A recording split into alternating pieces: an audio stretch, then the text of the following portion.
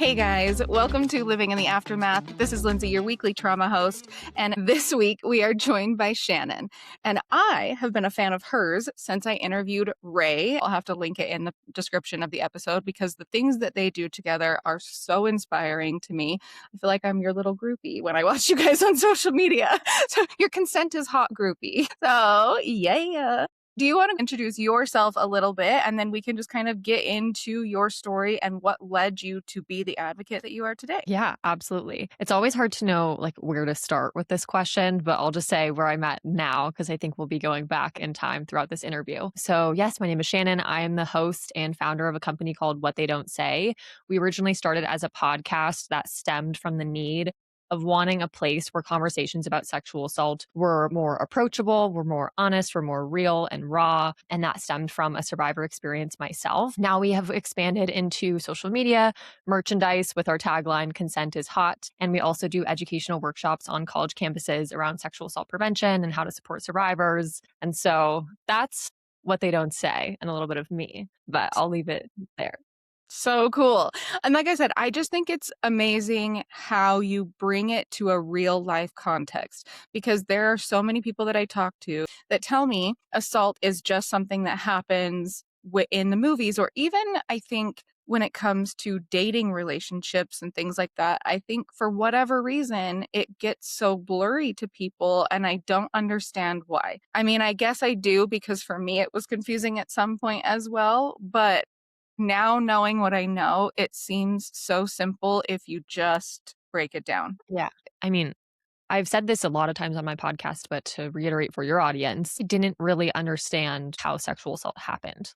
Genuinely in the weeks leading up to my assault, which is a very eerie feeling now, with hindsight, I had conversations with my parents. I had conversations with my friends about sexual assault and how I was like, I don't understand how it can happen. I don't understand why if you say no, won't someone just stop? I just genuinely couldn't comprehend it because it wasn't something that was talked about. Because it was just this conversation that was meant to be pushed to the side because I grew up in a Christian home.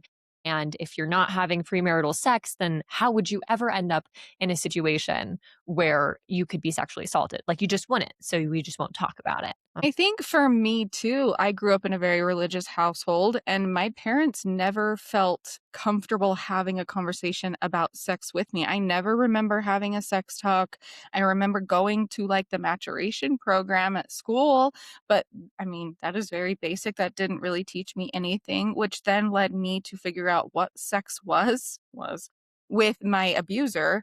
At the time, it was my boyfriend, then my husband of 18 years. And I spent almost 2 decades having no clue what normal consent and healthy love was in a relationship, out of a relationship, or just in the world in general. It was so muddy. My idea of what sex was, and one of the things that I think was so detrimental to me was a bishop had told us in an interview, me and my then boyfriend, soon to be husband, that we had all of these desires, and when we were married, we could do whatever the other person wanted. And so then my abuser then took it, and he was like, no, don't you remember the bishop said if when we're married, we're supposed to do whatever the other person wants. And so if you love me, you're supposed to do what I want. And that was so confusing. And again, now saying it out loud, it sounds so stupid. And I judge myself so harshly, even though I know, give yourself grace, yada, yada. You still feel gross because saying it out loud feels so easy and simple and stupid now. You know what I mean? And I think that's what I mean when I say I judge myself. Only because now it feels so easy. Right. But that was also under the guise of religion. And I have to say, I'm a Christian. I believe in Jesus. I have a lot of things with that, but it's a very different type of Christianity than the way I grew up. And thinking about the fear that can get instilled within you when you are in a religious setting, especially one that maybe does not actually ultimately feel right to you.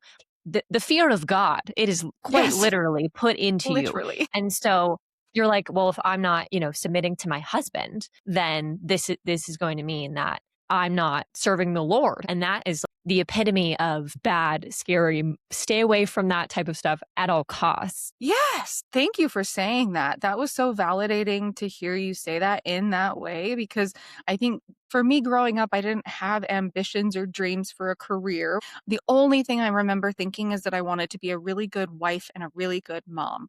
And so it was so easy to compile all of these things that just made it to where I didn't feel like I was being abused. I didn't feel like I was being taken advantage of, or any of those things, because in my mind, I was a stay-at-home mom. I was living this life that I had always dreamed, and growing up in religion, that's the only thing I remember taking from that, was that we submit to our husbands and that they lead the way. They have the priesthood.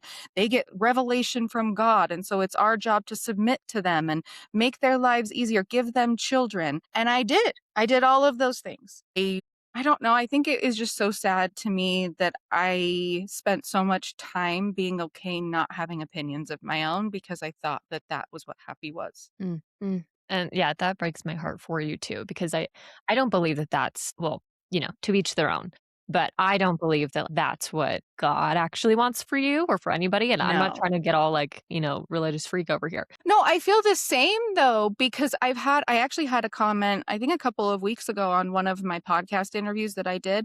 And a woman commented and said, "What are we supposed to do? Because God says we're supposed to stay married. And if we leave our husband and go with someone else, we're an adulterer," or something. And like, that was their view. And I could tell that was what they really believed. And it broke my heart. And I did comment back and I said, "That's not the God that I believe in, doesn't believe that we should be unsafe or unhappy in life in general." And they said that's not what it says in the Bible. And it's so hard because I know there's nothing that I'm going to comment that's going to change that person's mind. And it broke my heart. Mm. Yeah, there's this something that's like a recurring theme that's been coming up in my life recently has been this idea of like the people in my life that have presented religion to me in a particular way versus trying to figure out and like crack down to the core of what it means for me. And like though that comparison, because there are so many things with the way that I grew up and the way that I think where I'm like, well, if I think any differently, then what does that mean for me? Does that mean I'm going to go to hell? Does that mean I'm a bad person? And I'm in a space where I'm thinking, okay, I'm 25 now. I can think for myself. I can research all of this stuff. I can make these decisions for myself and come to a conclusion when it comes to a place of religion that doesn't involve all of these humans who have mucked it up for me, Yeah. basically. So trying to crack down to the core of what does it mean for me, which is kind of Yes. scary when you grow up in one reality, like trying to let go of that reality and step into a new one is really uncomfortable. And it's like very Yes. hard to undo all of that muck. As I have this little Jesus figure that he's like my He's so fidget toy. cute. I love him.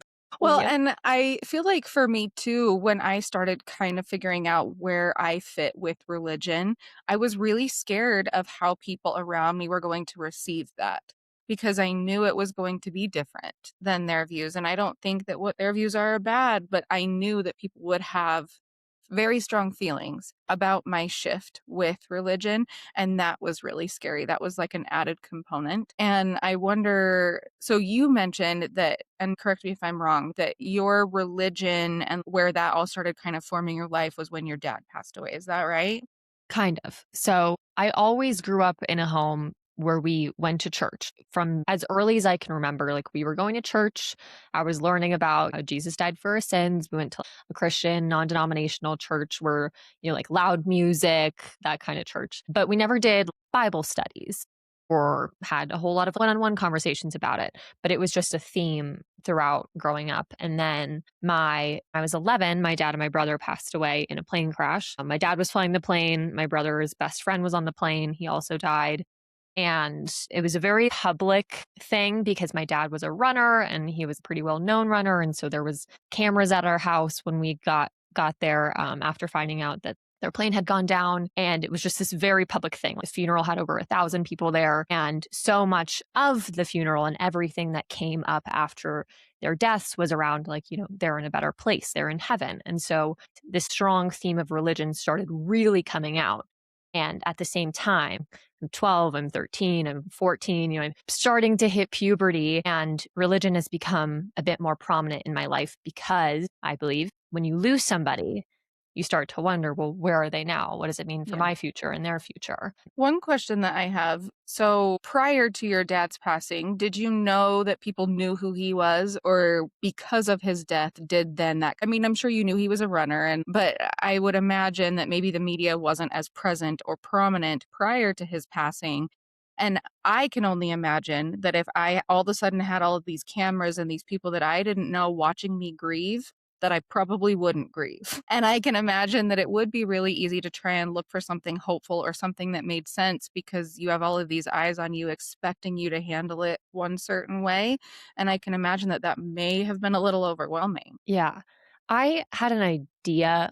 I knew that my dad was known because there would be scenarios where people would be like, "Oh, you're Pat Porter's daughter." And so I had a Sure. concept of knowing that he was somewhat well known, but it was definitely very jarring. The day after their plane went down, I always woke up to my radio. Back in the day, you'd have a clock, not use your phone Hmm. as an alarm. And I always had it set to the radio. And so my alarm went off, and, it's the radio. And the first thing they say is Pat Porter and his two children, that would include me, have died in a plane crash. And that was like oh my gosh, people are talking about this on the radio, on the news. They think I'm dead. I'm here. And so we ended up That had to having, feel so weird. it was so bizarre. And it was also a big signal that, okay, we have to make a statement of some sort. So we did a press conference, and I think it was definitely a thing of, for one, you don't know how to act when your dad and your brother die in a plane crash. Like, that's pretty pretty unhinged.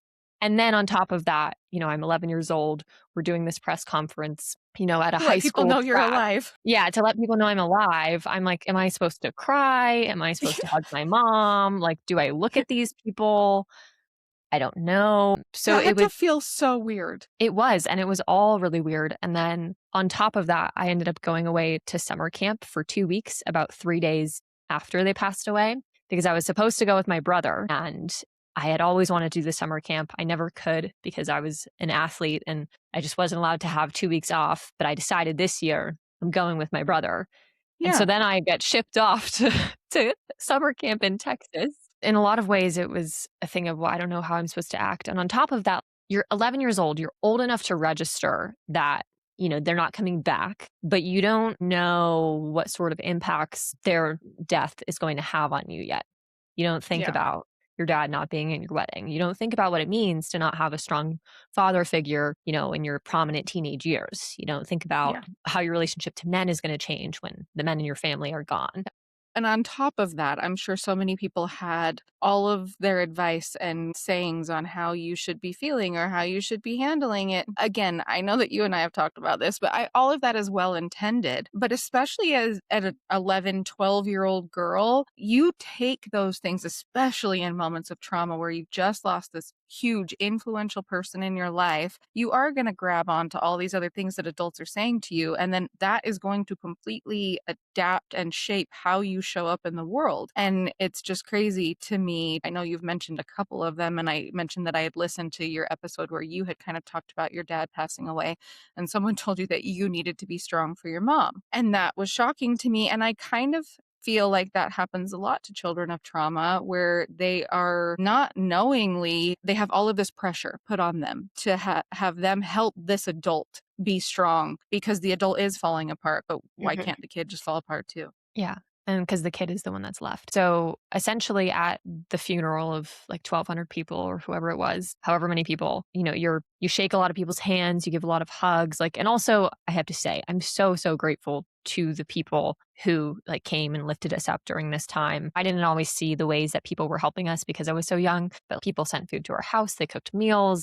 I know they helped shuttle me to skating and things like that. So I don't want to discount that. But with all of these people and the handshaking and the hugging, I remember one specific woman, but I know she was not the only one. There was many other people who she came up to me and she said, "You really need to stay strong for your mom." And that was the first time where I had really heard somebody say that to me. And I think we had the funeral about a month after their passing. And it was this light bulb went off of, I'm the only one that's left. I need to be here for my mom. That my dad and my brother, they're not here anymore. I need to step up. And pretty much after that, I didn't really cry about my dad and my brother with my mom. To this day, it is very uncomfortable and very, very hard for me to get into the headspace of being emotional in front of my mom about their death. Obviously, I had a lot of they're in a better place, which if you're religious, then that, is true. I had But a lot of probably not the best thing to say to someone in that moment, you know? And I've had so many people bring that one up. Yes, that's known and that is great. Or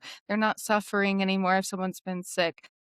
We understand that those things are meant to be well intended, but that is not what anyone wants to hear in that moment. yeah. And I think it's this desire to find a silver lining in the loss of someone because losing half your family, losing a parent, losing a sibling, losing a child, it is such an incomprehensible amount of pain. And so I think for other people, the place they tend to go to is, well, we can't fix this.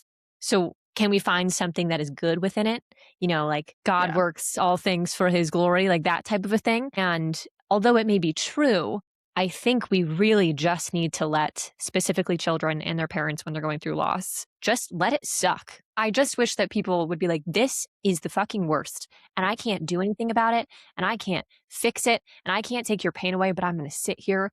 And like, when it sucks, I'll be here with you through the suck. And instead, Yes. we say things like, they're in a better place or time heals all things. And we like keep moving on. Like their world hasn't just fallen to pieces. Love people. Everyone is well intended, but I can see how this time of your life very easily shaped how you showed up in the world later Mhm. and the confidence in yourself and your own emotions and how you feel.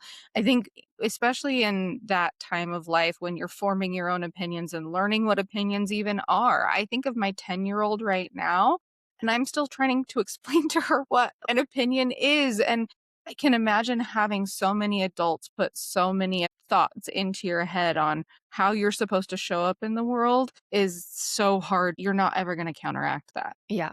And granted, I don't even know if I really have a better solution for things to say outside Mhm. of just acknowledging the hurt and the pain and being willing to sit there in it. I'm also a believer of checking in with people like 6 months, 8 months, a year after the death. I agree. The only thing I will say is don't say that you're going to or say, I'm going to be there for you. I'll be there if you need me or whatever, and then not show up. That has been more detrimental to me than anything. And there are very few people that I will actually call if I need something because there was people that I would call and be like, hey, can you just come and sit with me or whatever the case was, right? And I'm not saying everyone should drop everything, but there were very clear times where I felt like that was a very empty comment. So I will say in that moment, make a comment that is genuine and that you will follow through with. Don't say, I'll be there for you if you don't plan to do that. It's so much better to just say something honest than give that person hope that you're going to show up for them. Because I think a lot of times people too are so well intended and want to believe that they're going to show up for that person. But I think a lot of times people in trauma are holding on to very specific things and you have no idea if you being like, "Hey, I'll be there for you," is like that one thing that they're hanging on to and then you don't show up. Just don't say it if you don't mean it. I think that's one Yeah. thing I'll add to that. I completely agree. And I'm a believer in setting a calendar reminder. I remember all do my best. I'm sure there's people I forget to remember like the death anniversaries of anybody like in my life, like their friends, parents, grandparents. I know I can't remember everybody because there are a lot, but I do my best. But people are typically empathetic and present, the first month to 3 months after somebody passes away. And then you get to like 6 months, 8 months, a year, 2 years, and people move on because they're not the ones grieving. Like life gets busy and you forget that your friend lost their dad. And, that's fair. You're busy. But for them, they're still very much in a state of healing. And so, like you said, don't say you're going to show up if you're not actually planning on it. If you're worried about that, set the calendar reminder. Don't tell them you're going to show up and then just show up and be there for them and check Yes. in with them a year down the line because a lot of people don't. And people don't get over death 12 months later. Like it's an ever present grieving time and it Mhm. changes, but it means a lot to the person who's lost someone when somebody checks in and the times when no one really is. Well, and one thing that I'll say, and I know I'm kind of jumping ahead, but I think that even kind of translates into trauma because Like for me, when I'm coming up on, court anniversaries or anniversaries like that, like I get so funky and I don't want to talk to anyone and I get depressed and I get in my head. And so I feel like it translates so far beyond death. But if you know someone who has been through a major trauma that you know has changed their life, sometimes just showing them that you remember that too and you remember that they went through that can be so huge. I have a couple people that will be like, "Hey, how are you doing?" Because I think sometimes I love advocating. I love what I do and I admire everyone that does it so much.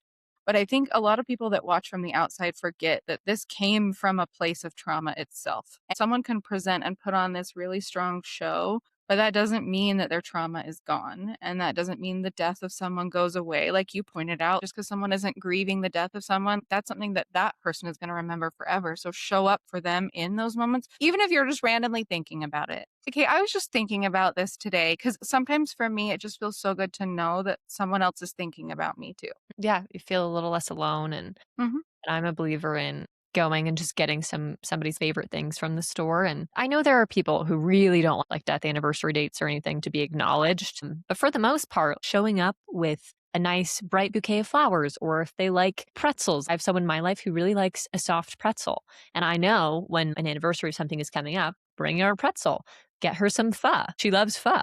Those small acts of kindness on just the, "Hey, I'm here for you. I care about you. I love you. I'm thinking of you." They go a Yes. really, really long way. I agree so much. How do you feel like your story evolved after your dad's passing? I know that you kind of said that that is kind of where religion and things like that kind of shifted in your life a little bit. And I can kind of see why wanting to figure out where that person is in your life and not, you Yeah. don't stop thinking about it. That doesn't go away. Can you kind of move us into the next phase of your life and kind of how you feel like you start changing as a person in this? Obviously, we've kind of talked about you suppressing your own emotions and feeling like you needed to show up for your mom. But do you feel like that showed up in any other ways in your life? Yeah, absolutely. So, I mean, there's never a good time for someone to die. I could come up with bad reasons for it at any point in time. There's never a good time. But I do think, like, particularly right before your formative years or in your formative years, and like as a woman, when you're about to hit puberty, I guess boys hit puberty too. But Well, I feel like girl puberty and boy puberty is different. I mean, we can acknowledge that. It is.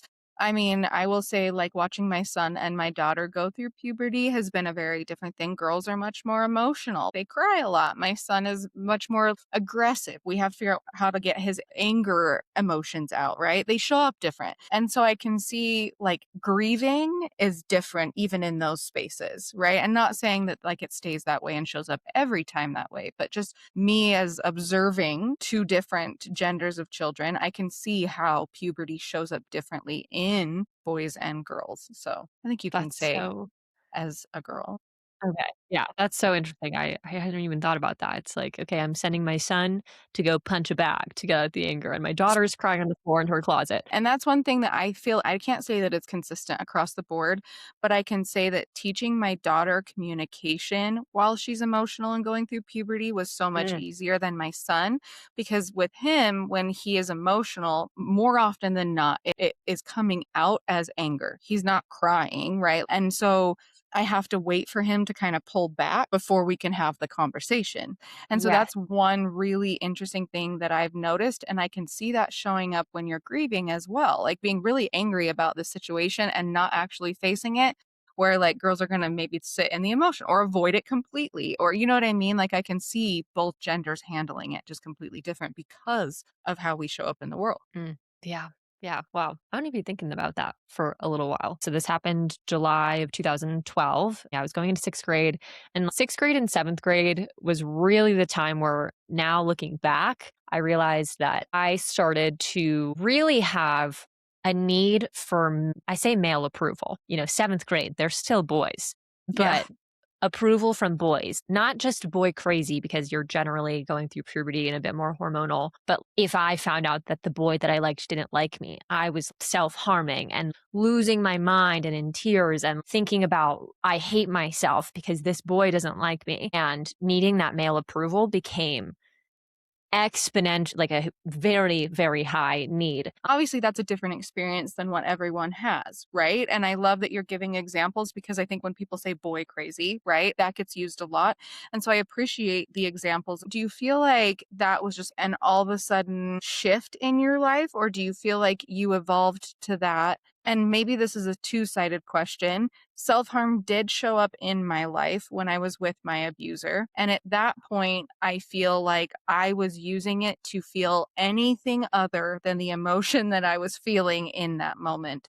And so I guess it's a two-part question and wondering how you feel like that was your release, I guess. Yeah.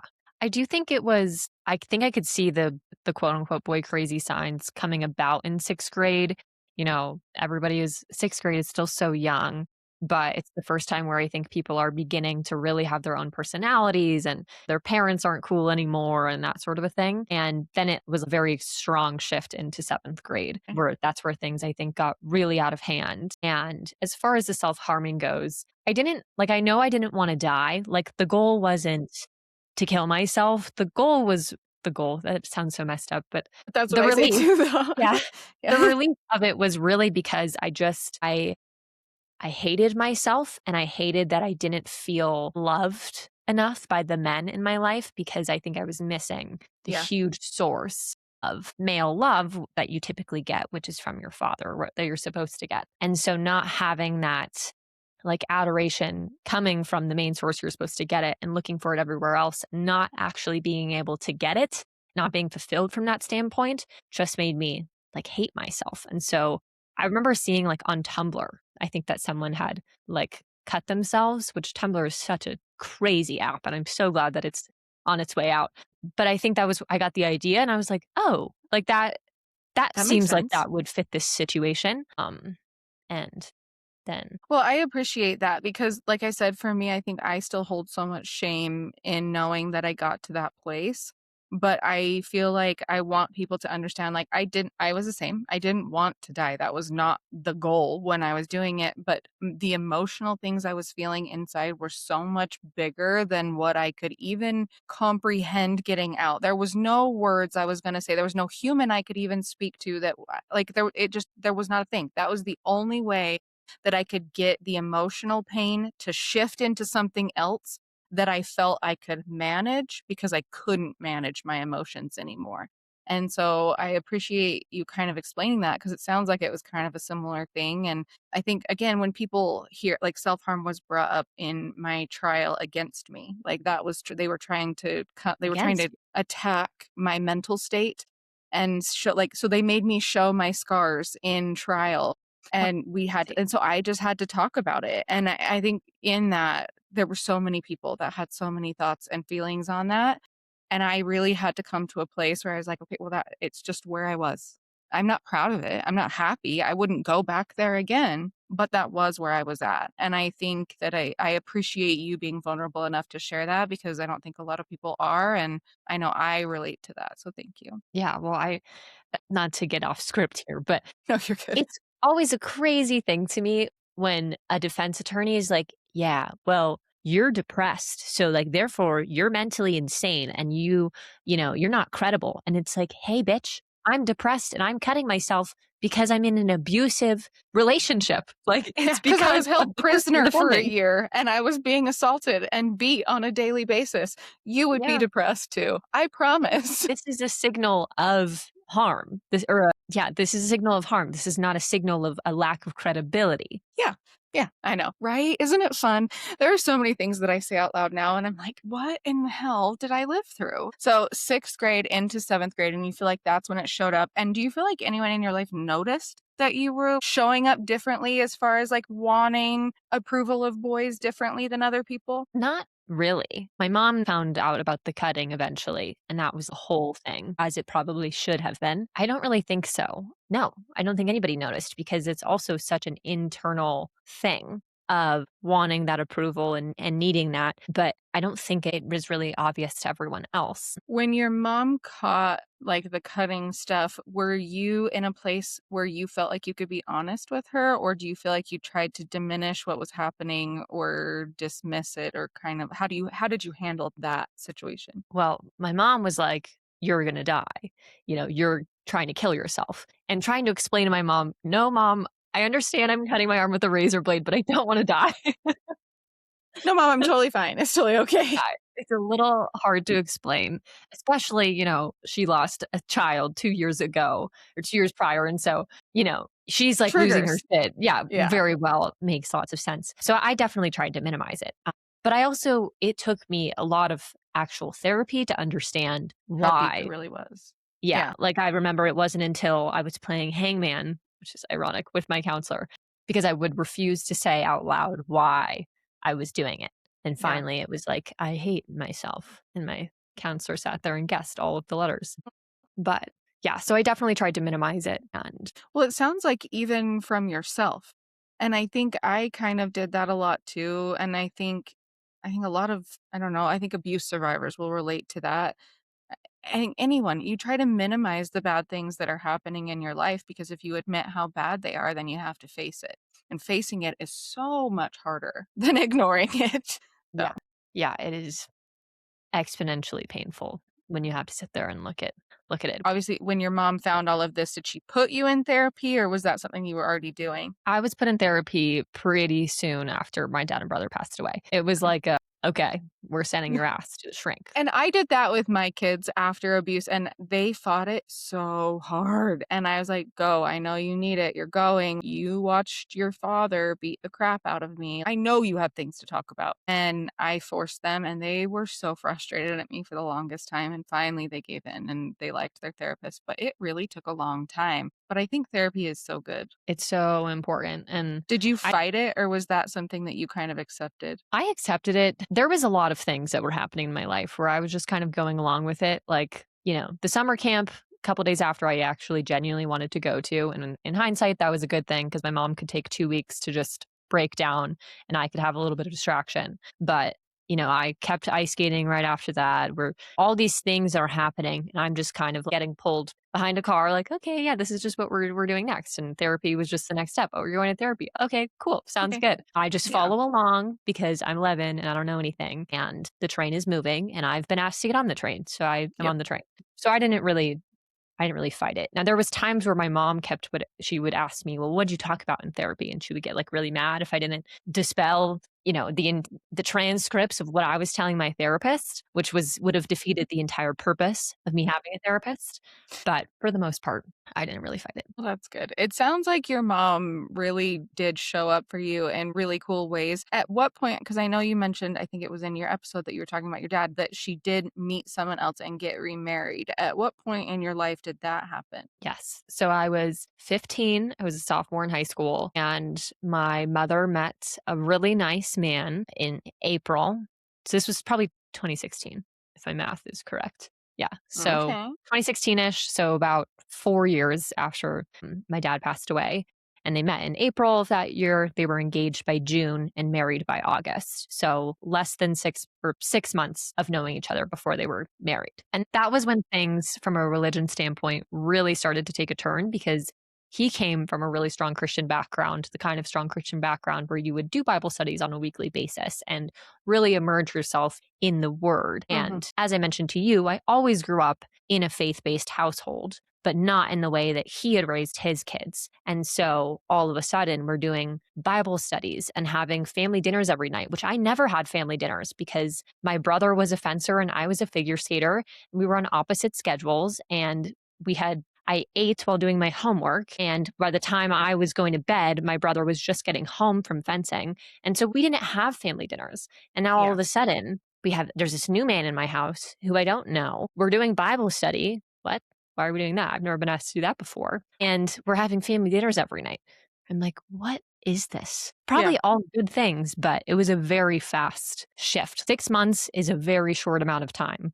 To mention, his wife had passed away prior to that. So it was less than a year before he was remarried. Everybody was doing things at their own pace, but it was very fast. It was kind of fast with my husband that I am married to now. And I always worry that that was hard on my kids. I think the only thing I really tried to do in that moment was talk to them and really let them know that, like, they were my priority and show them that, like, I was never going to choose someone else over them, and that was something that I made very clear to my husband when we started dating. I was never going to get married again, like, that was my mindset. I was just going to be a really good mom because I had sacrificed so much of my kids, and I knew that I didn't show up for them the way that I needed to, and in my mind, no one was gonna be okay with that. No one was gonna be okay coming second because I think the world paints this picture that, like, your spouse is supposed to be the first choice, and he is. He absolutely is, and the one thing that I think has been beautiful about our relationship is when we had those conversations and however the kids wanted to show up, he was there with me. If kids were throwing up in the middle of the night, he was there cleaning it up with me. If a kid had a nightmare, they were climbing in bed and he was okay with it. He was the one telling them to get in bed with us. And he never made me feel like it was even a choice. And that made it feel so much easier, I think, not only for me, but for them. It'll be interesting for me to talk to my kids as they get older because I mean, I'm sure I did things wrong. No parent does everything right. But I think the only thing I really hope that they feel is that I maintained them as a priority even when I got remarried and he came into their life. I started dating my husband in October of 2022 and we were married in June of 2023. Okay, yeah. So kind of a similar timeline. Mhm. And I would say like I mean, I'm not a parent, but it sounds like you've done a great job and you've made it very clear to them that you love them and you're here for them and they're your priority. And I think it's where things really begin to become a problem is when trauma like gets stacked on top and things haven't been dealt with, which I think that was where the true problem lied for me was that I hadn't really processed the loss of my dad and my brother, partly because I was staying strong and I even though I was in therapy, I think there was a lot of things that I hadn't worked through. One question I had with that is so you mentioned that you clearly felt like you didn't deal with the passing of your dad or your brother. You're in therapy, which is a great thing. But then when the cutting shows up and presents itself, you said that like, you hated yourself, but you've even explained in this conversation, and maybe you wouldn't have even known it at that point, that it kind of stemmed from the death of your dad. So do you feel like your therapist just kind of stopped at like that or do you feel like you did have people in your life that kind of tried to dig and help you process those things? I think it kind of stopped at that. That's a huge I issue. I can see like yeah. adults being like, "Nope, this is the problem. Let's fix it," you know? Because that is huge. And so I can see that kind of derailing from actually facing the issue itself. Yeah, and I don't think my therapist ever made the connection with the loss of my dad and brother and the cutting and the men and liking boys and all of that. I think that was a conclusion that I came to later on, and especially when this new man came in our life. And this man, my mother's husband, my stepfather, is so wonderful. And I'm so glad that he is in our lives. And he is so kind and patient and loving and caring and really couldn't be a better match for my mom. But at the time, I couldn't see that because the new man in my life, who I genuinely thought my mom getting remarried is not going to impact me in any Yeah. way. This is fine. It's my Stupid, life. but, not having fully dealt with the loss of my dad and my brother, and then having a new man in the home, that was the big shift. So that's a trauma that got stacked on one another, Yeah. I think, even though he's a great fit for my mom Yeah. I and for can me. see that. So, when the Bible study and the family dinners are coming into play, was that something that you were excited about because you had lost your dad and your brother and like you had mentioned, or was that something as a teenager you're like, screw you, I'm going with my friends, I'm not doing this? Well, in my house, there's the rule of, well, you're living underneath our roof, so you're going to do what we want you to do. Every kid responds well to that too, I have found. Every Yeah. single one of them shows up with a smile and actively willing to participate. Yes, 100%. And so, I participated, but the other thing was that I turned 16 and as we've already established, I liked them before this, but now Mm. it's like really raging strong. And I end up having my first boyfriend who was a non-Christian boy, and I'm not going to tell my parents. And so what really started happening is I'm still doing the Bible studies, I'm still going to church, but I'm rebelling deeply on levels that were kind of astronomical and in really any opportunity I had. And so that's where things really started to get stronger. And like I said, I'm doing the Bible studies, but for me, it wasn't a thing of, well, do you want to be a Christian? How about you spend some time figuring out and doing some digging on what you believe? It's just, well, this is what we do. You're in our house, we're doing this. So crazy to me because I have had it's the same exact experience for me. And I just have to Really? share this because you're gonna die. You might not die, but when you just said that, I about choked on my own spit. I remember I was raised very religious and my parents forced me. They're like, "Nope, this is what we do. This is what we do."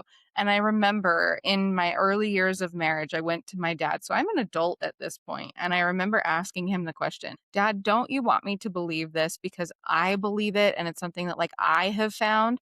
And he's like, "Do you want the real answer?" And I was like, "Yes, I really, really do, Dad." And he's like, "Nope, you do it because that's what we're told to do." And I was like, "What?" And that is The genuinely his thought. And you will not change his mind. Still to this day, I won't even have a conversation with him Interesting. about it because it doesn't go anywhere. How do you argue that? Yeah. You don't. Yeah, it's you don't. And you know, I understand raising a child and saying when they're 5, "Well, you can believe this, but you don't have to." Like, that'd probably be really confusing. It's probably just a bit easier to say, "Believe in Jesus." But I can also say, I think the thought that I had when you said that was in the conversation that I had with Ray, she brought up that, maybe we need to be teaching consent at an earlier age and giving kids choices. Why is that a bad thing to let a kid be confused and let them form a thought or an opinion of their own? I mean, I want my kids to learn how to form opinions when they are in a safe space with me where I'm not going to take advantage of them. So I'd rather them form unhealthy opinions and kind of learn where those healthy ones fall when they are safe with me. And so I can see as a parent why that's the easier out, but I don't know that that's always the best one because I think it kind of falls in line with like we're not teaching our kids the right things at the right time. Like consent. Why, when we say that, do people automatically assume that it's a sexual word? And I really loved when Ray brought that up because I think so many times in the world, when that word is brought up, that is where everyone's brain goes.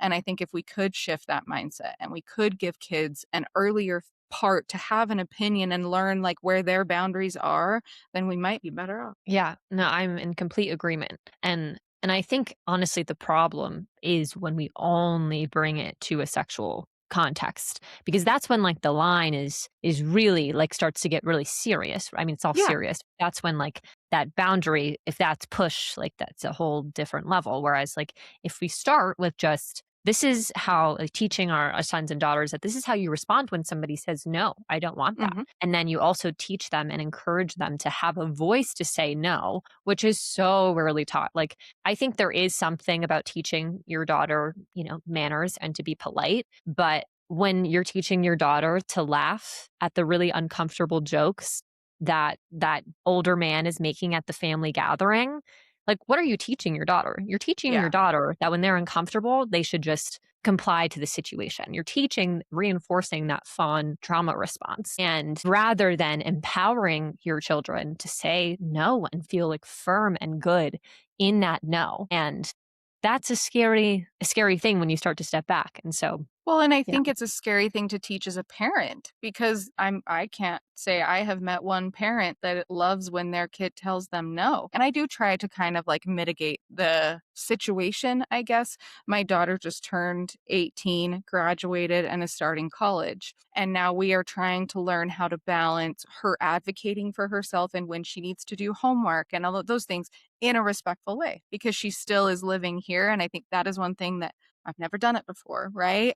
And I want her to feel confident enough to stand up for herself and advocate when she does things. And so that's been a really interesting thing as her mom, because I do want her to feel strong in her convictions and what she wants and what she feels she needs. But then being on the receiving end of that and teaching her to do it in a respectful way has been very interesting. I cannot imagine. Those are the things that I don't look forward to as a parent is trying to navigate all of that because when do you bring it up? But then, yeah, Ray and I have talked about this too. Of consent conversations can start at such a young age. Just hey, can I hug you? Can I hold your hand? Those are boundaries that can be taught early on. Hmm. And when it's like, I know that talking to fraternity men about consent is late in the game.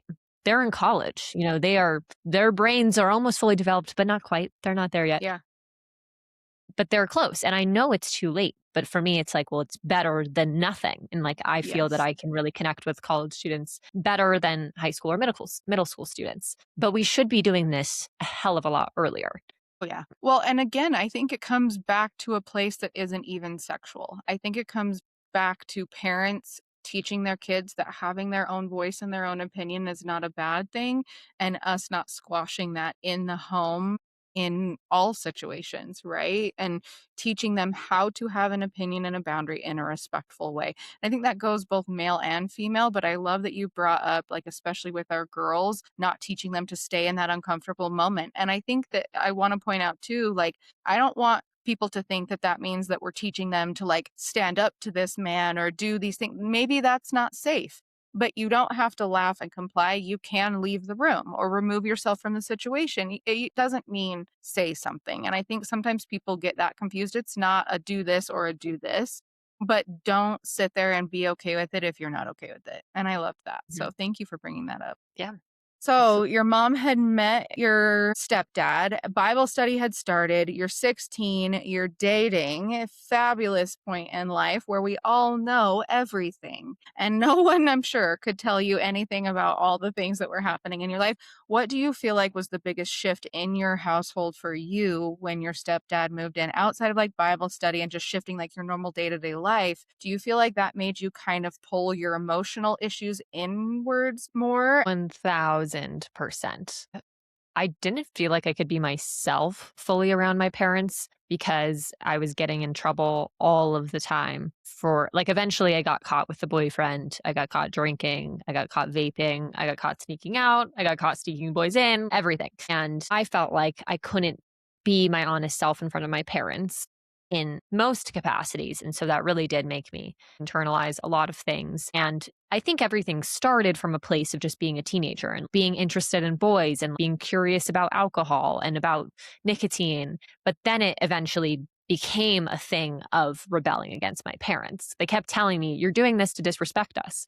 And I kept thinking, "No, I'm doing this because I want to try being drunk. Like it has nothing to do with I you." just wanna know what it is. Yeah, I just wanna do this. I'm curious about this thing in between my boyfriend's legs, like, I don't know. And but then it became a thing of, well, now I'm rebelling against you, and I'm mad that you're married to this guy, and I every opportunity I get to drink, I'm gonna drink a lot because F you. And so everything really became an internalized thing, and I wasn't really sharing a lot with them at all, and I think it began to create a bit of a barrier You're between very us. similar to me, I feel like when people would tell me, like, "Don't do something," or "You can't do it," I was like, "Why not? Watch Yeah, me." watch Like, yeah, yeah. And it is yeah, the worst, but it also has served me really well. It doesn't go away, it stays there, but I can see how I guess for me, especially when people would try and put me in a certain box or want me to act a certain way, I would want even if what they were telling me I knew was completely logical, I mhm, just wanted to prove to them that I was my own person and that I was fine. But for me, that became really detrimental because I was always told I was a problem. I was too much to deal with. If you would talk less, you would get in trouble less. And so that made it really easy for people to kind of take that and manipulate and make me feel like I was too much in all situations and in all of life. And so I did kind of diminish who I was. And it sounds like you kind of never got to the place where you were able to find out who you were. You were just kind of rebelling and avoiding your issue. At what point do you feel like, the boyfriend and the stuff came to a head with your parents? mm, that's a good question. There was a point where I was planning on trying to get emancipated. There was this big shift of my mother didn't know what to do because from her perspective, well, also this is important to mention. I'm living in Colorado Springs at this time. I'm training at the Olympic Training Center. I'm honestly skating really well, some of the best I ever have, which is funny because I'm drinking, You're staying like, up I'm late, not invested. sneaking out. But at the same time, my mom took away my car. My mom took away my phone. She, eventually did take away skating at one point. And so all of these pieces that as a teenager really start to give you identity are just getting stripped away from me piece by piece. And I know for my mom, she just didn't know what to do. She was going to send me to a troubled teen school. And she's like, "You're an alcoholic. You have a problem." And I'm like, "No, I don't have a problem. I'm just having fun."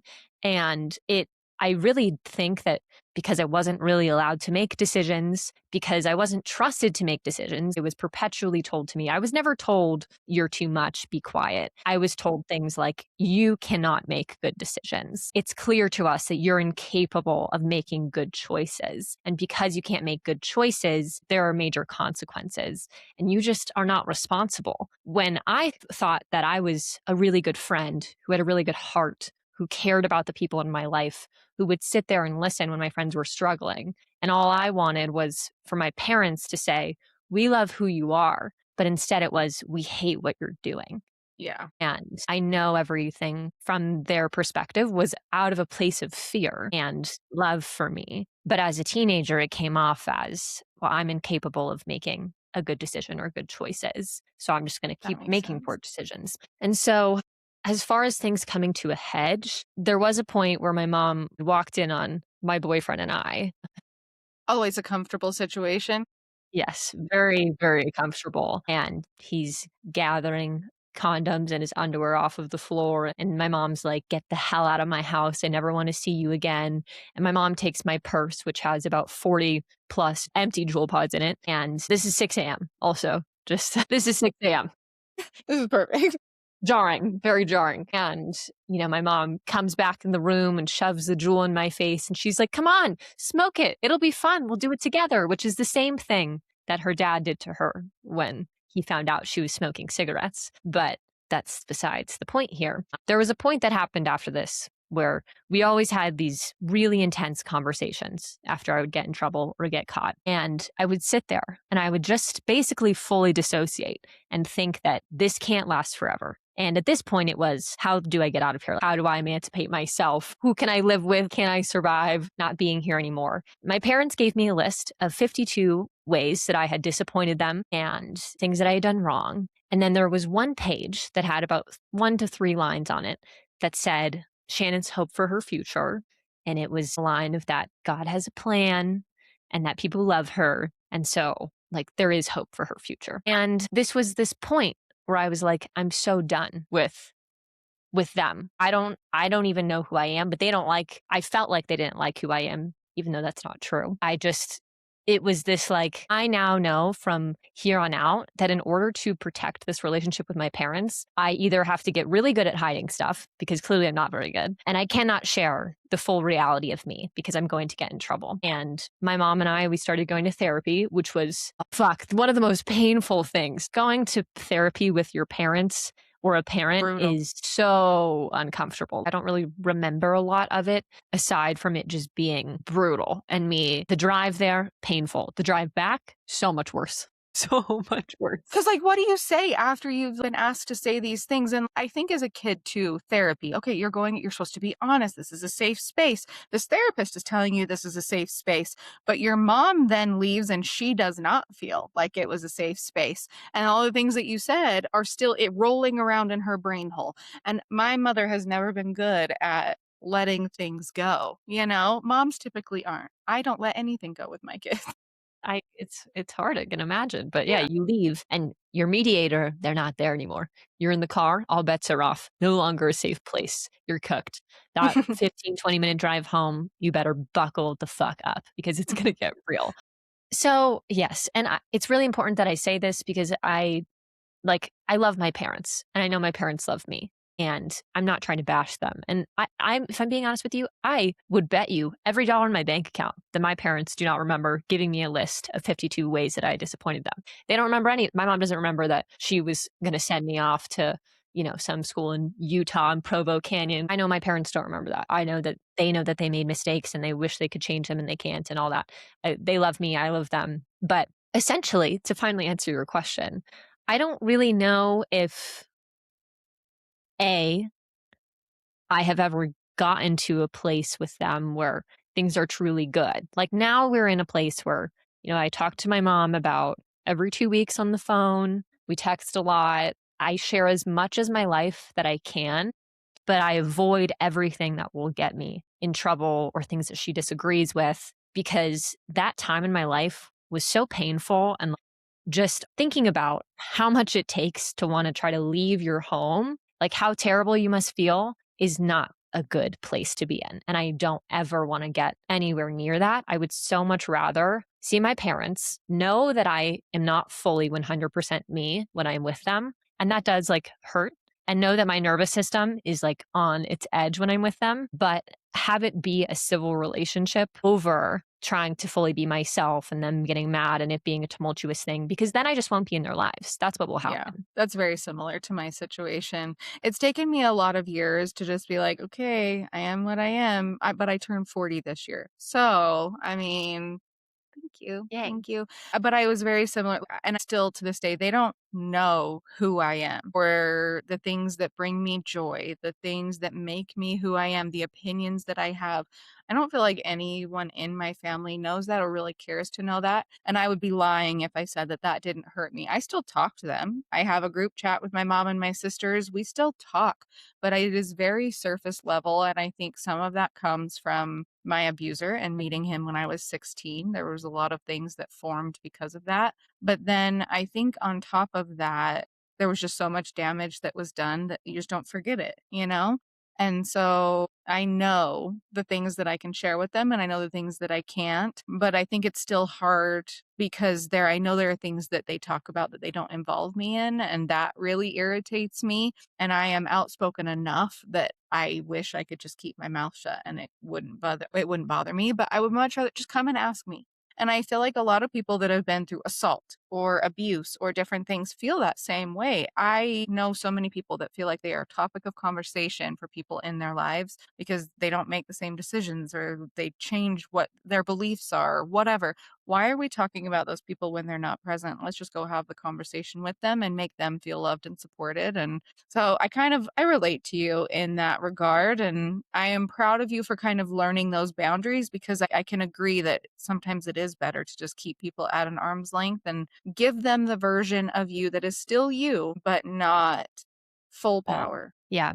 And it's I think it's really hard for people to fully understand. Some people, it's from the place of, well, you should just cut them off. Screw them if they can't respect you for who you fully and truly are. And I don't know if it's because of losing my dad that I feel like my mom is the only person in the whole wide world that I actually get to call mom. And so therefore, I'm going to try to maintain this relationship, even if it's not all of me. And I'm okay with that. I don't always know how to explain it to people who don't quite get it. And I do wonder, will there be a day where I just all of a sudden show up 100% me around her? I don't know. Maybe. I try to get close. Think you will. I think for me, one thing that I feel like I've kind of realized, and I don't know if this will make any sort of sense because I haven't talked about it out loud multiple times. It's been rolling around in my brain for a while. But I feel like when you're younger and you're starting to figure out what your beliefs are and what your boundaries are, not very many people receive a contradicting idea well, right? And so more often than not, when you're young, you're fighting for your idea to be heard, or it's an argument or something along those lines, right? Especially with parents and kids, you feel misunderstood, you argue. I have found that the more I have kind of settled into who I am and what I believe, I know I'm a good mom. I know I'm a good person. I know I'm a good wife. I don't go out and do drugs. I don't go party. I stay at home with my babies and I host a podcast and I sit on a board for a nonprofit organization and I talk about abuse and trauma.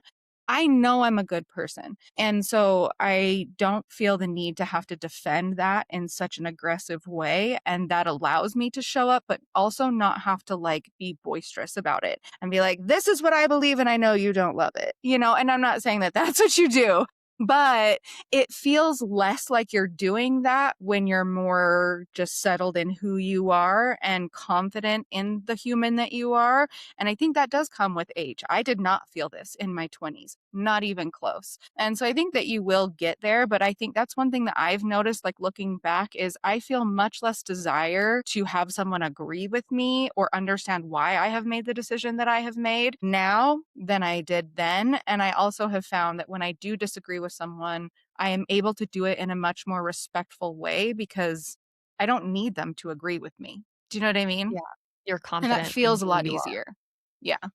Yeah. But I think that does come with time and just figuring out where you land and what you want in life.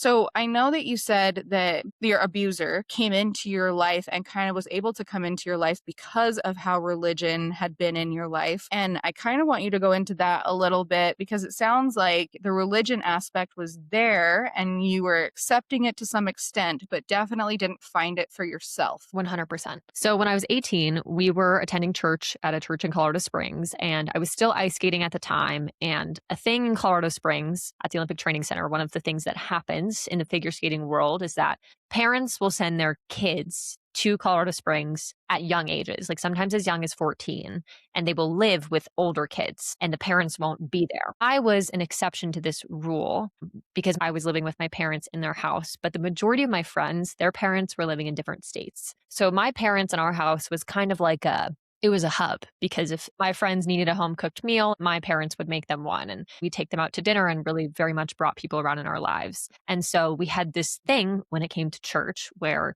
if my friends came to church, my parents would take us all out to brunch afterwards. Some might call that bribery. Others would call it evangelism. I don't know. Whatever. If it worked, it worked. Yeah. And so we would get these groups together. Like sometimes we would have 12 people going to church and then 12 people going out to brunch. And one of my skating friends had met this man at a juice bar or something earlier in the week. And she was one of the people who came to church with us a lot. And she said, "Oh, I met this guy. He happens to go to the same church as us. Could he come to brunch afterwards? Like he's an Air Force Academy cadet." And my mom and my stepdad are like, "Yeah, of course. You know, whoever wants to come to brunch, totally fine." And so we meet this guy and he comes to brunch with us. And so we're already starting off on a good quote unquote foot because not only does he attend the church that we go to, but he also serves at the church. So he's the guy handing out the pamphlets at the door. And so this guy in my parents' mind is already starting off, yeah, above everyone. Yeah. Yes. And now you add to that, he's 6'2". You add to that a little further. He's really clean cut because he goes to the Air Force Academy and you have to have your hair cut to a certain length. So he's incredibly clean. He's got a deep voice. He's from Texas. He holds the door for us, for all 12 of us to walk into brunch. He calls my mother ma'am. And then we're sitting at brunch and he's reciting Bible verses like off the top of his head. He doesn't even need to As look over. one does. Yeah. And so this guy's very quickly becoming somebody that my parents are fully comfortable being around. Well, and it probably even is coming across that way to you and all of the other people in the group too, because he's holding the door. He's being a gentleman. He's reciting scripture. What is threatening about this? I can see how he's Yeah. probably coming across as this amazing human to everybody. Yeah, of course, because there's no red flag with those things. And we're sitting at brunch and he opens up very quickly. So remember, there's literally 12 of us here. This is a big brunch table. And he tells us that he had this woman he had been dating and he loved her so much. And she passed away like about a year ago in a tragic, I think, car accident. And this was And the first so time you guys had met him? yes. And so he's like, the love of my life died a year ago, however long ago it was. And so you have this man, strong Christian from what you can see, very polite, handsome, and then he's being vulnerable. So this Yeah. is like The Holy Grail. box check. And then, of course, my mom then can relate to him losing someone you love in a tragic accident. And so this was day one of our life with this guy. And very quickly, we were having brunch with him every Sunday because every Sunday he went to church with us. And then he's doing Bible studies at our house. He's cooking dinner for us at my house. He's doing his laundry at our house. He's like fully immersing himself in our life. My stepdad became his sort of Christian mentor. And there was, from what they could see, no red flags because, Yeah. Walls are he's coming down. You're trusting him. And I think Mhm. too, when you meet someone new, you are watching them a lot more hyper vigilantly. You want to understand why they make decisions and different things. He is doing all the things to have everyone let their guard down very, very quickly. And even having you say it, like, it doesn't sound like it's a bad thing. These are all things that we are taught to look for. Yeah, 100%. And in my head, I think this is how he does it. He knew, in a way, he groomed my family because at the way this story ends is he assaulted me, my cousin, and one of my friends who was a minor at the time, all in my house. And without knowing. Yeah. And to really paint a picture, it's important to note that my mother didn't even want me to be alone in the house with like gay men, like my gay male skating friends who do not like coochie. She did not want me to be alone with in the Yeah. house, but she was okay with me being alone with him in the house. And Because he was a man of God. right. And the front, so the facade that he was presenting to them was that godly figure. But the facade really came down when I was alone with him because he would tell How me, long was it before your mom would let you be alone with him? such a good question. I honestly don't know. Because he But wasn't I in mean, your life for very long, right? he was in our life for about 2 years. Okay. I mean, still, like, that's a very fast time to have for your mom to have such a strong stance that even a gay man you're not gonna be in the house with, to have that completely flip on its head in under 2 years, right? Clearly, that's a very fast turnaround. Yeah. And I could probably count on one hand the number of times I was alone with him in my house just because my parents were home a lot. But, he drove me to friends' houses sometimes. I was in his car alone. And so there was a lot of times where I was alone with him in some capacity. And also spending time with him was encouraged because from my parents' perspective, he's a strong man of God. And so that's a good influence. And I need to put it out there that I was never attracted to him. And it is a little strange, I think, that I wasn't. Like, typically, this would be someone that I would be attracted to, but something about him, like, it didn't Yeah. do it for me. And so, yes, the facade that he presented to my parents was strong Christian man, but behind closed doors, and when I would spend some alone time with him or when we would just like be in the basement of our house hanging out, he would talk about drinking and sleeping with girls. And then every so often, he would like disappear for 2 weeks, like wouldn't show up to church and wouldn't respond to my parents' texts. And he'd come back into our lives after the 2 week of silence. And he would say something along the lines of, I was really straying from God's word, but I've been spending some time with him and now I'm back. And like behind the scenes, he would tell me that he was drinking a lot and sleeping with a lot of girls and then would spend some time in the word. And like, I to this day have this theory that that was when he was assaulting women. And then he would like do something such as sit in his room for, 10 hours and read the Repent. Bible. Yeah. And yeah, and I could literally nothing to show to prove that. But Theory. I didn't want to burst my parents' bubble about this man and say, did you know that he's actually drinking and sleeping with women? Like, did you know that? Because if they like him and he's doing all of that stuff, then they're never going to like any man that I ever bring into the home that I'm dating. Like, they'll Well, and do never you believe feel me. like another part of it because, like, you were judged so harshly because you did that as a teenager and you felt like that was things that your parents didn't like about you, that probably almost had to feel a little triggering to even bring like, why would you bring that up? It clearly did not go well when it was you drinking, and so why would that even be something that you would bring up to them at this point? On top of that, you've had all of these restrictions and you've had to basically fight for your independence from your parents. You are getting some sort of semblance of independence and they are encouraging this. And so why would you want to throw any wrench in that? No, 100% right on. I did not want to touch, what is it in Finding Nemo? The bottom of the boat or whatever. The butt. I did not want to touch the butt. Don't touch the butt. Yeah, exactly.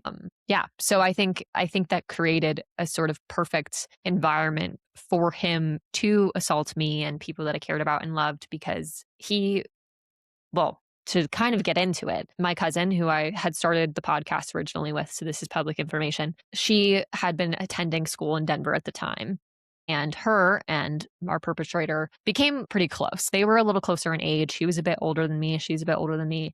And so they spent more time together than I spent with him. And so she was attending school in Denver. I was living in Colorado Springs, and she would come home to Colorado Springs with us on most weekends. And there was a day where he had texted her and said, "Hey, I need someone to talk to right now. I'm really struggling. Can I come over to your house?" And this was a time when she was staying at my house. My parents had already gone to bed, and her and I kind of had this agreement of, well, they would be okay with him coming over because they really care about him. And if he's really struggling, it would be fully and completely fine if he came over, even though we can't get approval from them right now because like his mental health is important. So just invite him over. It's fine. And he ended up staying at our house until about 4 a.m. or so. And we have cameras. So my parents saw that he came, around 10 or 11 p.m. and left around 4 a.m., which typically a parent, especially a parent who does not like premarital sex or drinking, can assume certain things happened in that time frame. And so my parents set up a meeting time with him and had the plan of basically telling him that he can never come around our family again because they assumed that there was sex that happened. And throughout that conversation, he was able to completely disarm them and convince them that nothing had happened physical and that he was just confiding in my cousin and that it was really just a time of need and she was able to be there for him. And it all went away. Like, I have never, ever seen my parents let go of something so easily like that. And now I know that that was the night he raped my cousin. Do you know what he said to because okay, and the only reason I ask this because I talk about this when I go to high schools. My abuser, when he asked me out for the first time, I met him when I was 16. My mother is a very strict woman. I love her dearly, but I'm scared of her, not my dad, not the big cowboy with the guns, not scared of him, scared of my mom, the head secretary of a high school. She's terrifying, okay? And I remember he asked me out and I was like, I can't, I'm grounded. And he was like, let me talk to your mom. And I was like, you want to talk to my mom? And he was like, yeah, let me talk to your mom. And similar to you, I was always in trouble. They just didn't understand me. And I just pushed limits. I wanted to understand why. I would talk back, all of these things, right? And so I was terrified of her. And I was like, you want to talk to my mom? Yes, I want to talk to your mom. And I went out with him later that night. And it Mm, still to this day is something where I'm like, what? I know. And I've asked her, right? I've asked her, but nothing has stuck with me like the fact that he was able to convince her of something. And I say this to high school students. I had spent my entire life trying to convince her of things, and I never could. And he did in one conversation. yeah. And that's how you know that these people are mass manipulators and are very good. And so, like, to people who look back, whether it's a parent who had their child assaulted, or maybe it's yourself who's thinking about this and you're like, how did I not know? Like, how did I get in that scenario? Why didn't I stop it from happening? How did I not see the signs? It's because these people are really, really good at what they do.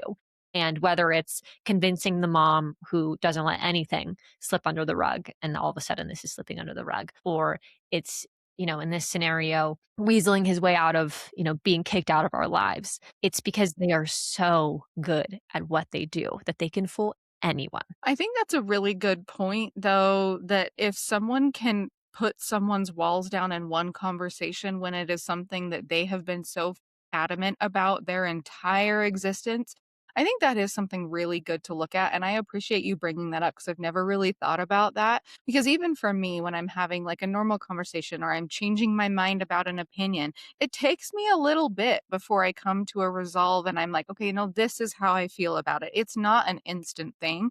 And so I think that is a really good indicator that people should look for. And so I appreciate you bringing that up.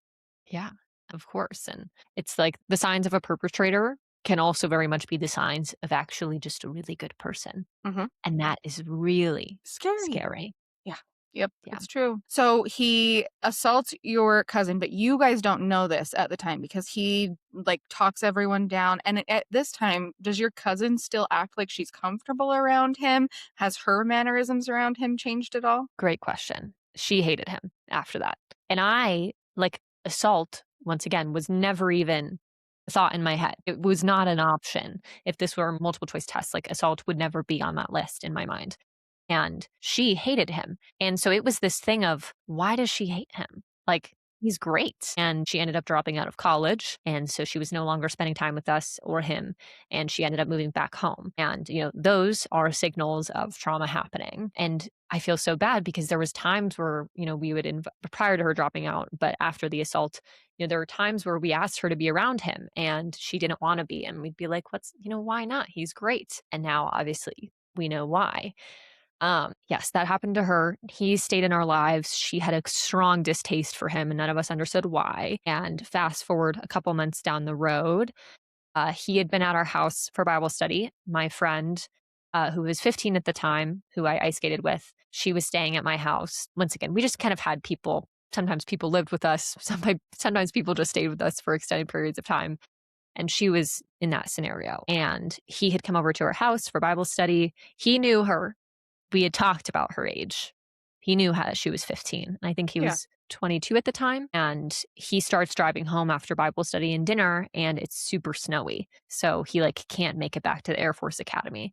And he asked my parents if he could stay the night. He stays the night. My mom specifically keeps him upstairs on the floor, I think, even though we had a spare bedroom downstairs, but she was sleeping downstairs and my mom wanted him nowhere near her, which I do think is a little interesting in hindsight. She comes up to get water and he ends up assaulting her, and he's going back to the Air Force Academy around like 6 a.m. He sends me a Snapchat message at 6 a.m. My ringer was on for some reason. He says, "Hey, Shannon, can I come in and say goodbye to you?" And I said, "No, I have my retainer in and pimple cream on, or pimple patches on my face. And also I sleep in my underwear." I didn't tell him that, but I'm basically naked when I sleep.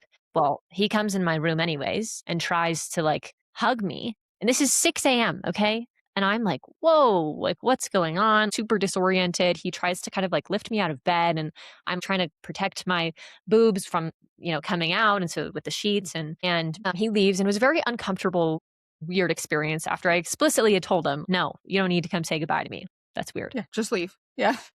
And my friend who he had assaulted late in the night, we talked about it the next day. And our words for it were, that's so weird. Like, why would he do that? And we, once again, didn't even think about the fact that she's 15 and he's 22, and that's like not okay.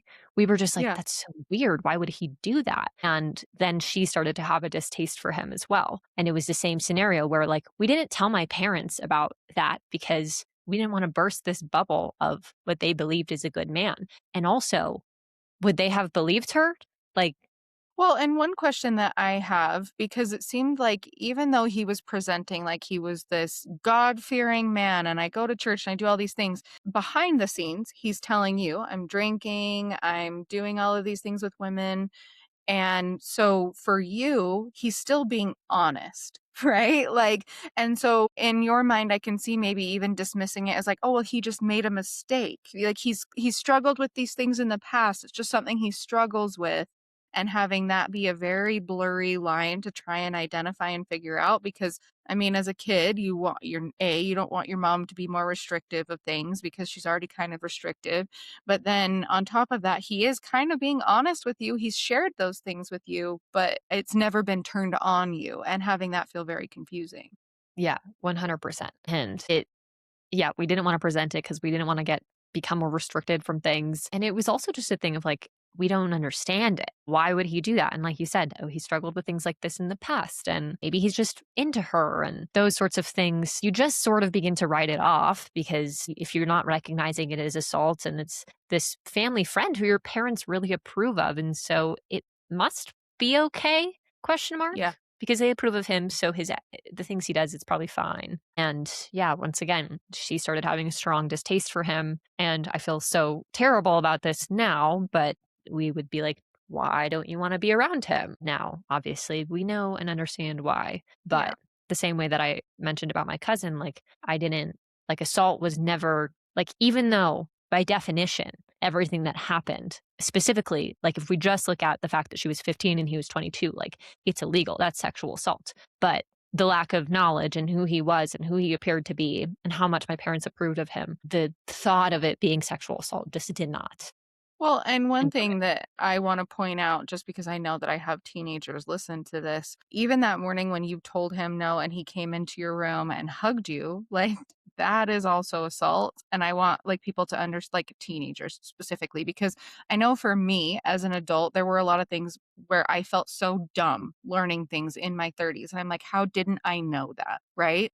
But I think sometimes it just comes down to making it super black and white and simple. Like it's consent is not confusing. It really isn't. And so I think I want to just bring it back because I think I say it all the time when I talk about my abuse. I wish I would have understood that abuse is so much more than someone hitting me because I tolerated the thing so much longer because there was nothing I could identify. There was nothing that I could see. And so I justified it and I made it smaller and I diminished it because who wants to admit that you've been assaulted or that you're in an abusive relationship? No one wants that to be their reality. And so human nature is going to diminish and make it smaller and make it better because No one wants to have that be their reality. And even beyond that, nobody wants the reality to be that the person who's abusing them is their husband, is the only person that your mother will let you be alone with, is a family friend, is an uncle, is a best friend. Your body does not want to admit that that is the person who is harming you. No, because that feels so much more unsafe than having it be some random person on the street that doesn't know you, or some random person at a grocery store or at a club. Admitting that it is people that are in your life on a consistent basis that you do trust makes it so much scarier. And I think that's why I think conversations like this are so important, because I know so many people in my life that that is their mindset. And that is not what assault is. Yes, that happens, but I would feel fairly confident in saying that assault is more often this than that. 100%. And if in my scenario with my perpetrator, if he were weird, not very charming, then he probably never would have ended up in a place where he's doing his laundry at our house. If he were strange and made people feel uneasy, he wouldn't have been able to weasel his way out of this conversation with my parents when he had been at my house for 6 hours, 7 hours, or however long it was, trying to explain why. He never would have been able to weasel himself out of that if he were not Exactly. charming Yeah. and likable. And Uh, I think that's one big misconception too that I've faced with my abuser. People will say to me all the time, well, he's such an idiot. He's so dumb. And I'm like, but he's really not. And that's what makes it hard. The fact that they are charismatic and persuasive and come across as this person that is so caring and people friendly, and they can read people really, really well. That is one thing too that I think I missed and I think is so hard to even identify. I have come across so many people that feel like when their abuser is being attentive and asking questions and trying to get to know them, that it's them being genuine when really it's them doing recon and figuring out where you're going to give and where you're going to break. And I don't know that there's really a way to identify the difference in that moment. I think it comes with their actions after that. But I think there are good things like getting out of conversations or being very persuasive in their life. I don't think that if you're just a normal human, you have to learn how to be persuasive. a good point. Yeah, you really only need that when you're trying to get something from someone else. And I do believe that he knew that we wouldn't say anything to my parents. And I also believe that he knew that I liked to rebel and not, there was plenty of things that I didn't fill my parents in on. And because he knew that, it was an advantage for him. And it also played into the night that I was assaulted. And I wasn't interested in drinking that night, but he picked up alcohol anyways. And he knew that alcohol wasn't allowed in my house, but he probably believed that when he did assault me, that because there was alcohol, that maybe I wouldn't tell my parents because that would get me in trouble, which it did. And like you had said, yeah, they know how you will respond to these things. They've been studying it from the beginning conversation. When he would share that he was struggling with drinking or sleeping with women, did you then like reciprocate and be like, yeah, I struggle with this with my parents? Or did you share like those moments of rebellion with him to where he did kind of have that information of you? Yeah, I 100% did. And for me, it wasn't like, oh, I'm struggling with this. It was just, well, I This like is who I drinking am. a Yeah. box of Francia, but and I got in trouble for this. And when I was in trouble, I would still be allowed to hang out with him. So that's another thing. I could be not allowed to hang out with certain of my friends, but I could spend time with him. I can see that being really disorienting and hard to identify because your parents are supposed to be the person that like keeps you safe and all of these things. And so their walls are completely down with this human. And so then having these things happen where like he comes in and he hugs you and you feel kind of weird about it. But like, why would that? I can see how your brain would just spin and not be able to really land on what it was. Yeah, it swirls everything around. And that hug, I think, was the first strong physical advance from him. And a couple months later, there was another snowstorm, and him and we were going to have coffee. And I was like, I'm actually spending the night at a friend's house. Could we just get coffee and you drop me off at my friend's house? And I wasn't interested in him at all whatsoever. And we have coffee. He goes to drop me off at my friend's house. And then he pulls me in and he kisses me. And I would say it was about an under 10-second kiss, and there was major tongue usage, and he pulled my hair. And in hindsight, this is like major test number 2 because Yeah. it was just weird. I mean, Yeah. you don't pull someone's hair A first kiss. 10-second kiss. Yeah. And Yeah. B, there was nothing that to me that I had done that indicated that I was interested in him. There was nothing that led up. To me, there was no flirting. I didn't want to kiss him. I wasn't interested in that. And so it was one of those things where I went into my friend's house and just thought that was really weird. And that was the Yeah. only label. So, like you talked about the spinning of your mind. And I think what happens is, he tested my boundaries multiple times. He had obviously seen that he was able to get away with assaulting two of the people in my life that I love and care about. And he's still actively in my life. And then he does these things and he is still actively in my life. And these boundaries are getting pushed. And in my mind, the things are just getting more confusing. And all I can seem to land on is that was really weird, even though, like you said, that's assault in a capacity. And yet the only language I had for it was that's so weird. Well, and especially because, again, like if anyone were to do that to you on the street, your brain would immediately go there. But you trust this person, and I can see it so clear, and I can see how in the moment you wouldn't have seen it. But I love that you're laying it out the way that you are, because it absolutely, that first hug was a test. You didn't tell anyone after that. He didn't have to defend that moment. He didn't have to defend it to you because you were also confused by it. And so it definitely evolved, and I appreciate you giving that example so much, because I think that's what people need to hear and see. Like, abusers do sit and test your limits. And the same exact thing happened with me. And I hope it's not repetitive, but I just think it's so important to point out that abusers are very similar. If you can just kind of identify the patterns. For me, when we started dating, my abuser wanted to date other girls. His mindset was I got to date other boys. He wanted to date other girls. If we were supposed to be together, I needed to let him do that. I said, okay, I believed that we were supposed to be together. Then it evolved in our marriage that he wanted a sister wife, that he wanted other women in his life. And I was like, no, I don't want that. Well, when I said no to that, he came to me and was like, this isn't about you. This is about me. I don't think any woman would ever make me fully happy. And so if you really want me to be fulfilled in life, I need to date other women. It's not a you thing, it's a me thing. And so if you really love me and you want me to be happy, I need to date other women. And I said, yes. We had 3 kids at this point. Saying it now, if you don't live it and you don't let it work its way up, it sounds crazy, right? And that's what I'm saying. Having a stranger come up and grab your hair and kiss you, you would automatically go there.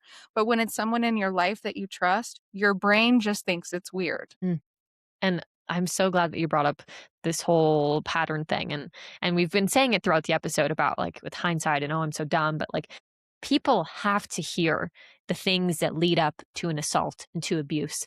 Because if you don't, you will think that you are crazy and that you are Yeah. stupid and that you did something wrong.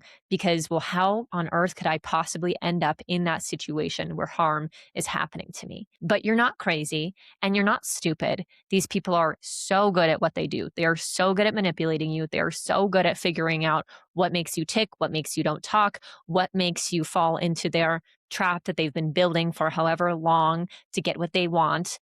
And it is so important to know that these patterns that exist so that you know that you're not stupid or crazy or insane for ending up in those scenarios. These people are just really, really good at putting you there. Well, and one other thing that I'll just add to that is once you call these people out on it and you've even identified it, it only makes them up their game. It doesn't go away. It doesn't make them feel bad. It doesn't make them change their behavior. It just makes them get better at it. And so I think that's another thing that I'll just add. Like, just because you've caught them doesn't mean those behaviors and that skill set. I will say it's a skill set. Watching my abuser sell something to someone was one of the most mesmerizing things I have ever watched. And I still say that to this day. They are very good. That's why they're good at it. And so I think knowing that just because you've caught it doesn't mean it goes away. I think that's another really huge thing to remember. Mm, that's a really interesting point because I didn't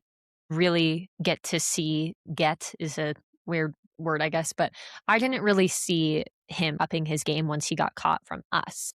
Because once I was assaulted, he was quote unquote caught. I reported him, and then all of this stuff started unraveling because an investigation began. But through the investigation, they found 3 other women that he had assaulted that I didn't know at all who were attending the Air Force Academy. And when we were sitting in court, in between, people testifying, and so like when court was in recess or whatever, he was laughing. He's completely fine making jokes, talking with the defense and prosecution. He's like, everything is fine. To him, he couldn't even believe that he was there. It was so ridiculous. And to me, that's the only version of one-upping that I really got to see was that we are in a scenario where you are quite literally potentially facing over 45 years of prison time.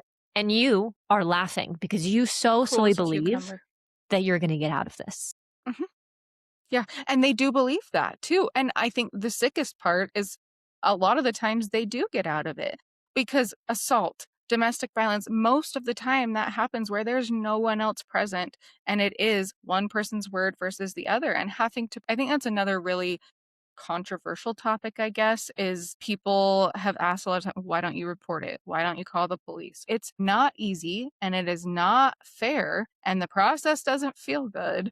And I wish people understood that a little bit better, because just because you report it doesn't mean that that person is going to be held accountable. And even if they are held accountable, I would say 95% of the time, accountable isn't really accountable. Yeah. And this is something this is one of those things with my mom that her and I, it's very hard to align on, is she asks me a lot when I'm doing, my sexual self prevention workshops and things like that. She's like, well, when you're talking to these girls, are you telling them to not go to the party and like to not drink and to make sure they're with other people? And are you telling them that if they do get assaulted, that like they have to report to the police right away? Like they have to go get a rape kit? And I say, no, I'm not telling them that. A, they're going to go to the party and they're going to drink because that's what you're allowed to do in college. That's what free will is. Well, that's one use of it. Right. And B, I took my friend a couple months ago to report to the police. And you know what they told her? First thing they told her was that it's 3:30. Our detectives have already left for the day. It's pretty late to be reporting sexual assault. 3:30 p.m. on a Tuesday. And they're telling It's her this pretty late because sexual assault has a time frame. because it's only happening between 8 a.m. and 3:30 p.m. Right. Yeah. But before that, because 3:30 is late in the day, it can't Right. be after 3 o'clock. Right. Heaven Yep. forbid. Yeah. And the second thing they told her was, it's been 7 months since your assault happened, anyways. There's not really any evidence. So waiting one more day really doesn't matter. That's what they told her when she went to report. Well, and And that's the thing, like, that happens to people so often. I am so sorry. I'm happy you were there with her and that it yeah, wasn't just some random human saying that to her. And I feel like that was honestly one of the most detrimental things when I would finally get the courage or the oomph or the energy to go and ask for help or do something and have it just completely blow up in my face. And especially in such a disgusting and diminishing to your experience way. yeah. And I am a believer that if you have a desire to potentially report down the road and you're still in the window to get a rape kit, like I'm a believer in yes, go do that. Because then you'll have an opportunity down the road potentially use it. But I am also a believer in like reporting is not for everybody because it is a terrible process. And I would say that I had a really good, it was like a cakewalk for me in comparison to what most people go through when they report their sexual assault. And I do think that talking about it is very scary and may deter people from reporting because it sheds light on how terrible these experiences are. But I also am a believer that people should know what they're getting into. Yeah, Because when people go to report and they're expecting someone to meet them with care and softness, and then they're told, it absolutely doesn't not. really matter, or like, wait another day, that's going to Yes. be even more jarring. And so, even these scenarios, yes, they may, like, talking about them might deter people from reporting. But more than anything, I hope that they're just a realistic version so that we're not painting some picture that is not true if they do go to report. I appreciate you saying that because I talk to victims often. And there was one that I recently helped call a hotline with. And it was so hard for me to sit on that phone call because it wasn't bad, but they were almost like, when a kid is little and they do something bad and you're trying to be so nice and so gentle, but you're not really saying what you think or you feel. That's how the phone call felt. And I later, after that phone call, I just told the girl I was working with, I was like, look, I don't want to like discourage you or diminish you. I just want you to have a realistic view of what is going to happen because that I think was more detrimental to me than anything because I would get all of this energy and all of this hope up and then it would just completely get shot down. And I had no idea it was coming because it made no sense, right? Like anything that goes through a court system in general just absolutely makes no sense. And a lot of times, if you've never been in that situation, your brain just assumes that things that are logical.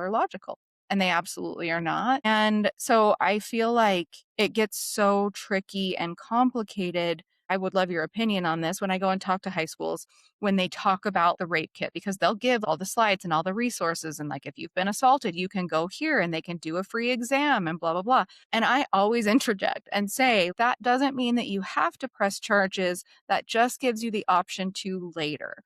Because I think there is a big misconception that if you go to the hospital or you do get this exam, that automatically means charges are being pressed. And as far as I understand, that's not the case, but it just gives you the option to do so later on. But sometimes when they frame it as you can get this rape kit done or whatever, it sounds like there is no other option. And so I always try to make sure I let people know, like, you can get it done and then give yourself some time to compose yourself and then go back, but give yourself the option to do that. Yeah. No, I agree. And it is hard to like having gotten a rape kit and thinking about how invasive it is and telling someone, I think like you don't have to do this, but if there's any part of you that might want to do something down the road, which is such a terrible position to be in, to like you've just been seriously traumatized. And it's like, well, do you want to potentially press charges down the road? Yeah. Like, You I don't well, know. and I feel like I wonder if the answer to that more often than not is no.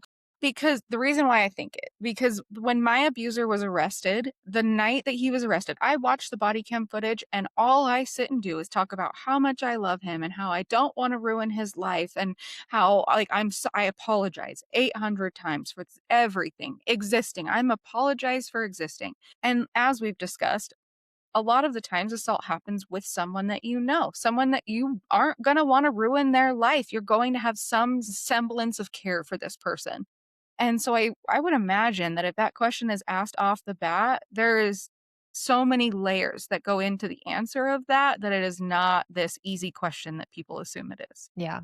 And I'd also like to add that, yes, rape kits are to collect evidence if, you choose to press charges down the road, but they are also to make sure that you are okay and And to that's check for another thing. injuries and, Yes, give you and get contraceptives or, medications, yeah, right? Okay, and that was one thing I wanted to ask too, because I think that's one thing that we talk about, but especially in the state of Utah, people don't like talking about sex or assault, or it's, I think maybe across the United States, I can't just say Utah, but I have exclusive experience in Utah.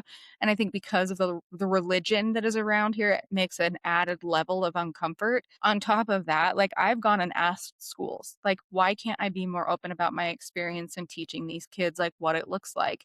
And I've been told that parents don't want their kids exposed to trauma. sorry, are you going to protect them for that? Like, are you going to lock them in a tower?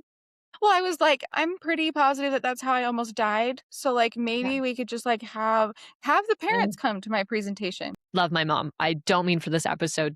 I'm not trying to dogpile on her. But No. like, somebody like my parents telling me consent is hot is a bad phrase. You can't be encouraging people to have premarital sex with that phrase in your workshop, Shannon. That's not good. Just tell them not to go to the party and tell them not to drink. That is how we ended up here in the first place because I didn't, and it's not their fault. It is the perpetrator's fault. So it is the perpetrator's fault for sexually assaulting multiple people, and it included me. But by not talking about it, by avoiding of the conversation that sexual assault exists, by acting like nobody gets sexually assaulted if you just don't go to the party and you just don't drink, that is how you get here because we don't talk about it. And that is why we have to talk about it. So to the parents that are uncomfortable because they don't want their kids to experience trauma or they're afraid that if they talk about sexual assault, then that might mean that they might have premarital sex. The sexual assault statistics have not gone down in 30 years and we're not talking about it. So maybe if we tried to talk about it, maybe things could actually potentially change. But I don't know. I love that. Well, and one thing that I point out all the time, and maybe you'll agree, because I never had uncomfortable conversations with my parents, I never had a sex talk, I never learned how to have an uncomfortable conversation. I definitely did not have any uncomfortable conversations in my first marriage because why would you? You learn how to just adapt and work around people without the conversations happening. And you've never had an uncomfortable conversation. So why would you go have an uncomfortable conversation with this other person? I can just see it not being the case, right? And I'm not saying it never happens. I'm sure that there's those people that are like, I want to be different. I want to communicate. And I love that for them. But I can't imagine that if that's not modeled in your home, that that's something very easy to transition into adulthood and your relationships within you becoming an adult. Yeah.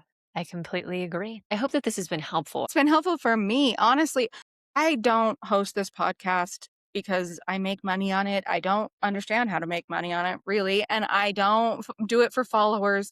I just do it because half the time I think I learn a lot and I appreciate your vulnerability. And I think, too, even in us relating, even though I was abused by my husband and all of that, and you were assaulted sexually, it is so healing, I guess is the right word, for me to know that like we do relate on so many things. And I do feel very seen by you and your situation. And I appreciate the human that you are and just how vulnerable you are to share the situations that happen, not just say the phrase. Because I think that is what I want to change because there are the phrases where, just don't go or whatever. And it's that's not real. That's not real life. Yeah. And thank you for creating the space where these conversations can be had. And I've really enjoyed this conversation. It's been very, very honestly kind of fun. I know we've been talking about So dark good. stuff, but No, but I always say I enjoy talking about trauma. I would rather have a productive conversation than talk about pop culture. I mean, yes, I talk about all that stuff too, but I feel like this has made me such a better person and learned so much more about myself the more that I talk to people. I also feel like it helps me see my trauma in a different way. And so I appreciate that. yeah, something that's been on my mind recently after sexual assault you've been talking about or abusive relationships, there's been this thing of, well, how was I so stupid? How did I end up there? And then in addition to that, there's typically a lot of denial, of was it really that bad? Do I really deserve to be hurting? And then when your perpetrator is somebody who is kind and respectful and is a son and can recite Bible verses or who loves your children and who is sometimes a good dad and all of these things, it can be hard to be like, well, maybe he's not that bad, or maybe they're not that bad. And even if he is the thing I keep coming back to more recently, especially because my perpetrator was recently released from prison and I was trying to prevent that from happening. And I'm like, well, but maybe he should just go. Like maybe it just wasn't bad enough and maybe he should just be released. Like all of these pieces of denial that has been piling up. And I keep thinking that yeah, he was nice. Yes, he could recite Bible verses. Yes, he called my mother ma'am. Yes, he had siblings. Yes, his friends cared about him. Yes, he loved other people. Yes, he was sometimes a good guy. And yet, he still raped me. And yet, he still sexually assaulted 5 other women. And Well, those and can one exist. thing that I wanna add to that is that I feel like I held so much guilt for feeling like it was my fault, and yes, he assaulted them and you, and it wasn't your fault. Like, it's not our fault. There is nothing that you can do, nothing that you can say, nothing that you can wear that can make somebody cause harm to your body. Yes. Choosing to harm someone else is a complete conscious decision on someone else's end, and you cannot make someone do anything. Agreed. I think that was my most irritating question that I got asked throughout my experience. I have a lot of things that really bugged me, but one of my most irritating questions, like after a court order or something, people would ask me, well, why are you letting him do that? Last I checked, I have never let that man do one thing. He has done whatever he has wanted this entire time, which leads me into our fun last question. What do you feel like was the most shocking thing someone has said to you in your experience? You've had shockers, right? That have just completely changed you. But maybe it is something just so simple and stupid. One that I don't think was meant to be helpful was, well, maybe if you weren't drinking, then you never would have been raped. That was a really big one. I think that's a big thought that a lot of people have. And I had mentioned that to you that I have run into multiple teenagers who I believe that their parents are not saying that to them to be hurtful or have that be detrimental to who they are and how they show up in the world after that. But I feel like that is one big misconception that even adults have is no matter where you are at or what you are doing, you are not responsible for someone else's actions. So true. It's so true. Thank you And for being you. yes, you're so fabulous. Thank you for having Thank me on you. and for dedicating your time and your energy and your care and your thoughtfulness to this space. And I know that you're in this space for a reason, not to to bring it back to things always happening for a reason. But I'm so grateful to you for building this space. And I know that you've already helped so many people by Thank being you. willing to spend the time and energy in here. And thank you for letting me be a part of it. Well, thank you so much for having this conversation. I can't wait to stay in contact. Yeah. Thank you so much. Thanks for That having was me. so cool.